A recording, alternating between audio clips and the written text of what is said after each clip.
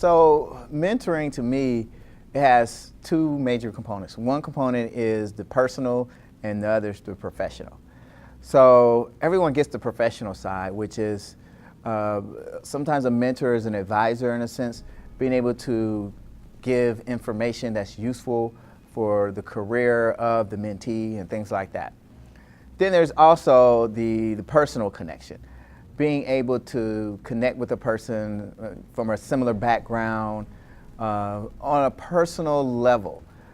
If you can do those two things, then you can be very successful at mentoring an individual, because that builds confidence of them in you with respect to, hey, they came from the same background I did and look what they were able to do, or they achieved these things, I can too.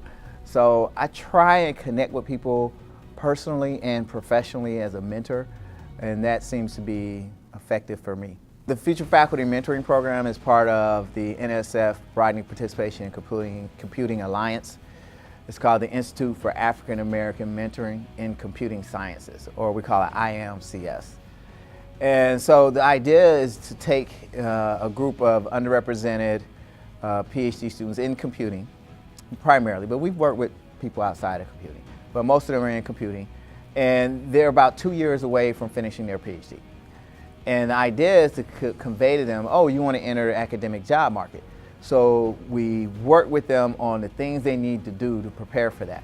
So we take them through, preparing the research teaching statement, the application process, phone interview, in-person interview, negotiations, and all of those things in between. So it is a complete process with a cohort of students.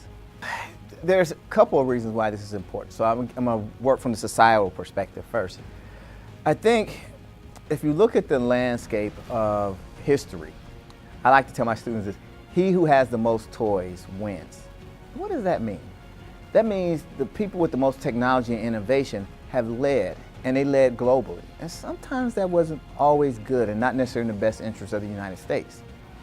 So what you find is that the marketplace globally is a marketplace of ideas and innovation.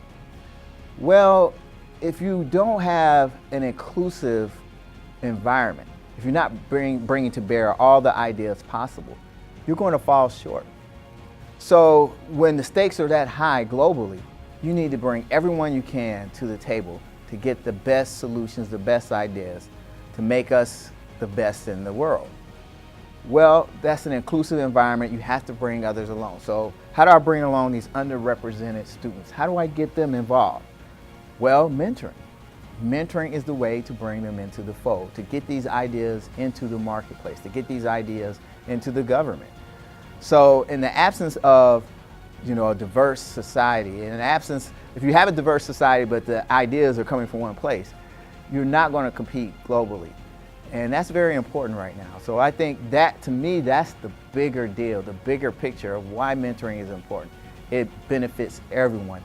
To the white male in Iowa who's a farmer says, well, you're taking my tax dollars, investing in mentoring these inner city kids in Chicago or somewhere.